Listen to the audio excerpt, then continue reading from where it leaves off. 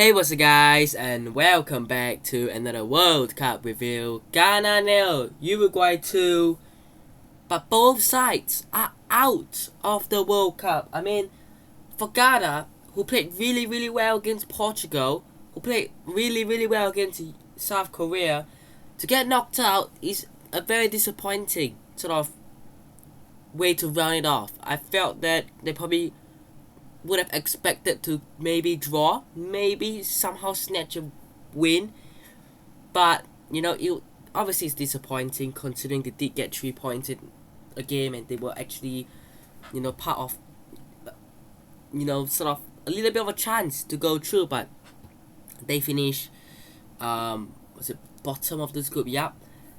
For Uruguay, it's bigger disappointment for them. I mean, the squad they have: Nunez, Cavani and Suarez with the last World Cup, Bentancur, Valverde, Jimenez. They have so many quality players in there that will join some of the top sides in Europe that I just don't know how they just haven't made it out of this group. So, fair play to South Korea. We'll be doing that review between South Korea and Portugal. But I've got to say, that is massive disappointment for Uruguay. I mean, you look at the squad, you go, at least round of 16, surely. I mean, in the next round they probably could play and they would have played a Brazil. That would have been a big challenge, but it wasn't like they were absolutely horrible against Portugal. They did lose, but okay. Against Ghana they did win, but they did not manage to win against South Korea, and then you gotta be winning those kind of games. You don't win those kind of games, you don't get the points, and you don't go through. It was a good performance from the goal scorer, the Arasqueta, I think is how you say his name. Two good goals. First goal headed in after a rebound. The first shot from Suarez saved and he heads it in, and the second shot just goes across to the back post and he just with the shot denied. The goalie couldn't deny it. So yeah, but I've got to say, as a whole, Uruguay will be looking at that going, what massive disappointment that is. We've underachieved. And as for Ghana, I don't think people were expecting them to go through.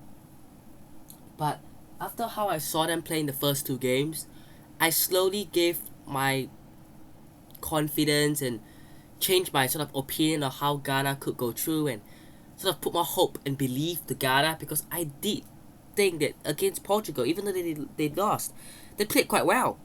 To rebound and score two and make it look like a narrow win for Portugal is not an easy game, right? And then South Korea, they won, again, just narrowly. The game was quite close, but they won.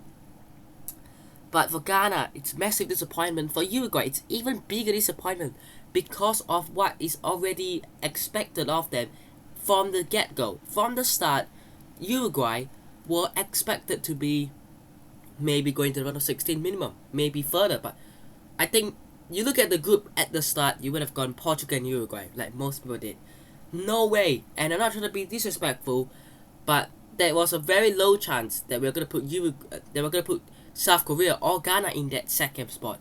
And the fact that a team like South Korea, and I'm gonna give my congrats to them, made it out of this group, I've gotta say, this pull from Uruguay is brilliant from South Korea. That's all I've got to say.